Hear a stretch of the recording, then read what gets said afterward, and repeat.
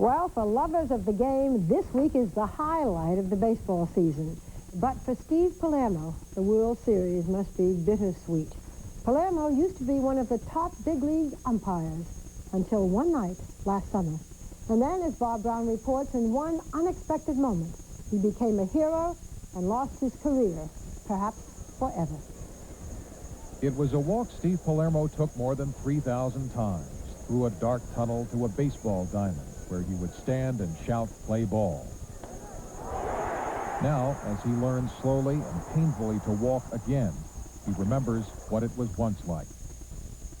The feeling that you get walking down the stairs and out onto the field, game after game after game, is that something you get accustomed to?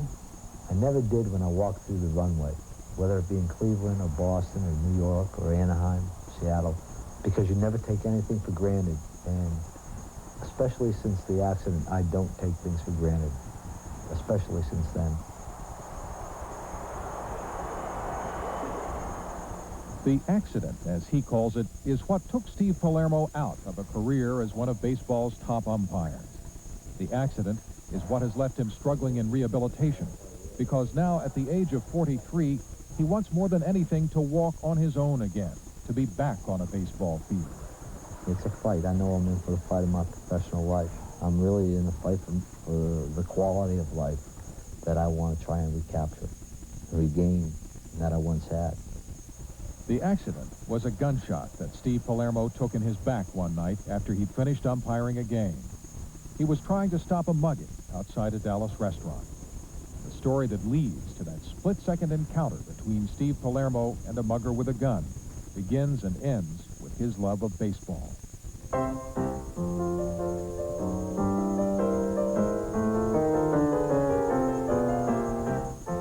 Here in the minor leagues, where umpires often work in second jobs to support themselves, Steve Palermo served a 5-year apprenticeship between 1972 and 1977.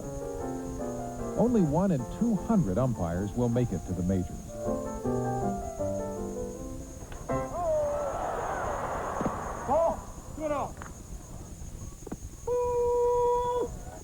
For 14 seasons, Palermo was known as one of the best umpires in the majors for calling balls and strikes behind the plate. The bigger the game, the more he liked it. And he was a stickler for keeping order on the field. You are the keeper of the game.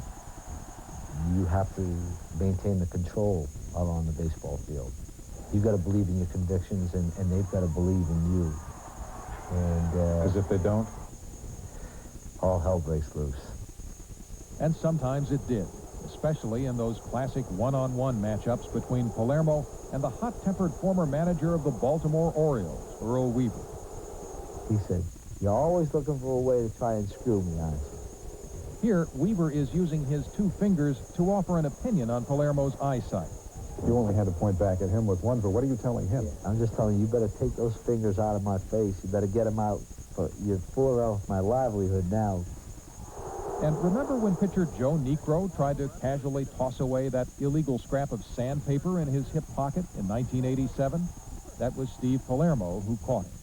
That's Joe Niekro, and with his hands up after he had unloaded a hardware store from his 2 back pockets. He had a little sandpaper and a fingernail file. Basically, he had everything but a power chainsaw in his back pocket that night. You ever won an argument with him? Of course. Oh. He wins on the field, I win at home.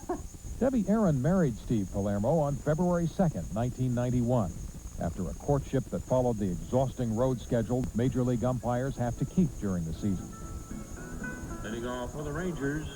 A month after the wedding, the new season began, and Steve was on the road again. On July 6th, 1991, he finished an uneventful Texas Rangers home game here at Arlington Stadium, then went to unwind, as he often did, at one of his favorite Dallas restaurants, Campisi.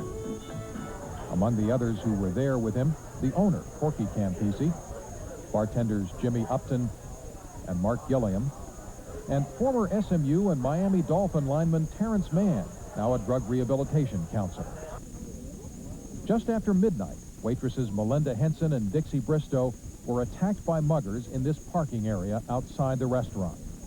Hearing a call for help, Palermo and his friends ran from the restaurant and fanned out to chase the mugger, who started running west along a busy thoroughfare. Finally, in this parking lot, they all converged on the suspect. Restaurant owner Campisi helped tackle him, and the others moved in to restrain him when a car doubled back onto the scene and an accomplice of the suspect jumped out. About that time, he swung at me and knocked me when I hit him. As I was going down, I could see the fire from the gun. I said, I think I've been shot. Terrence Mann was the first to be wounded in his neck, arm, and thigh. The fourth shot struck a wall. The fifth shot struck Steve Palermo in his back within a fraction of an inch of his spinal cord. Did you realize what had happened when you were hit? I could feel myself just very slowly going down on the ground. It was like in freeze frames. And I knew my legs were giving out from underneath me, and it wasn't because I was weak or nervous or fear. It's like somebody clipped the strings on a marionette. When I first looked down at him, all I saw was from his waist down, and there was no motion. I looked up at Jimmy and I said, if I die, you make sure that you tell Debbie that I love her. I said, oh yeah, my mom and dad too, make sure. And my brothers. It's like you're going through this laundry list of who you have to say goodbye to. And I said, no, you're not going to die here. There's no time for it here. The muggers were arrested not far from the scene. At the hospital where Palermo was taken, a doctor offered a grim initial prognosis. He would never walk again. This doctor wasn't giving me a chance. And after they get through with all the MRIs, all the CAT scans, all the x-rays, just take one more picture. Take a picture of a person's heart. See how big that is. Then go in there and tell them that they can't do something. On July 15th, Steve Palermo arrived here at the Dallas Rehabilitation Institute on a stretcher, promising against the doctor's prediction that he would walk out. Therapists here first worked on Palermo's upper body strength so he could at least learn to bathe and dress himself again.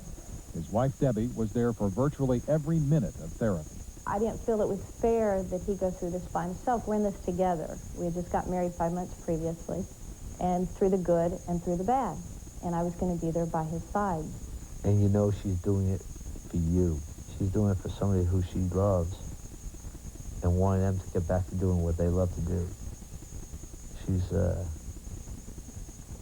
She is a champion. In a matter of weeks, Palermo progressed remarkably, from wiggling his toes to walking with braces and crutches. But when he went back to his room at night, he was reluctant to spend any time watching baseball on television. It was difficult for me to watch.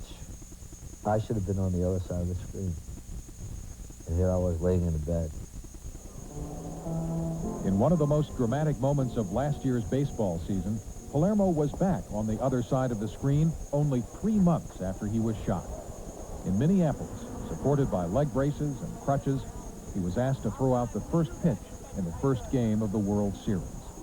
I didn't know if I was physically capable of standing up and throwing a baseball about 60 feet. I didn't want to be a spectacle that would detract from the World Series itself, because the game is the most important thing. This is the only time that I felt comfortable since I was shot, because I was back on the baseball field again. He had beaten that first prediction that he would never walk again, but it was still just the beginning of his comeback.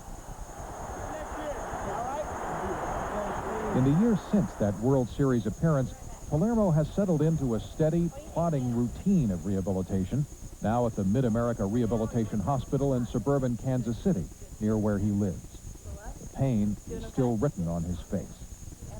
I'm fighting a ghost because the doctors don't know with spinal cord injury if the nerves will ever regenerate and plug into these muscles, and it's kind of frightening because you don't know if it'll come back, but you've got to believe that it will. Palermo has discarded not only the leg braces he used to reach the pitcher's mound, but the forearm crutches that held him up. He walks now with canes. Wherever he goes, people wish him well and say they know he'll return to umpiring someday. Thank you. I appreciate it. Thank you. The prayers are working. They are. The words of kindness are hard for Stevie to take. He doesn't think along those lines. He's just an ordinary person, and there's nothing special about him. Palermo knows that if he is ever to return to baseball again, he must walk to home plate completely unaided and stand again, back bent behind the plate for hours. In August, just a little more than a year after he was wounded, we watched Palermo try to walk with his therapist, Bobby Arp, and his wife, Debbie, by his side. For this moment, there were no ovations, no crowds. But this was as far as Palermo has walked without support of any kind since the shooting. About 100 feet. No one is predicting now that he won't make it all the way back. If you look at Major League Baseball's current roster of umpires, you will still find on that list the name Steve Palermo. Let's imagine the best, that you'll be at the end of the tunnel again one day, looking out on the ball field. Have you imagined how your feelings might be different than from what they were the first time? I don't know what the emotions will be. I know that they'll be very strong. Nobody gave me a chance this time. So it's going to taste a lot sweeter when I get back. There are very few people who honestly, actually believe that I'll return to the baseball field. And it's my family, my very close friends, and my very strong wife. So I do it for them as much as I do for myself. And I want to go back to doing what I enjoy doing, what I was halfway decent at doing. I want to get back on the field again. Looking great. Way to go. Thank you. Thank you. Well, I know he doesn't like the word hero, but there is something heroic about that. What is the prognosis now? They haven't ruled out a full recovery for him. No, the frustrating thing about the injury is that nobody really can tell how severe it is. The positive news they've gotten is that they think that most of the nerves around the spinal cord probably still are intact, and it is possible that he could recover enough to umpire. Could be some regeneration, reawakening of those things. Now, this tragedy has, in a way, inspired his life, hasn't it? He met a lot of children in the first rehabilitation center in Dallas that he went to. Some of them couldn't afford all the treatment that they needed, and he was so moved by that he and his wife started a foundation for brain and spinal cord injuries that a lot of baseball players have helped support since. That's great. Thank you, Bob. Well, next, lesbians.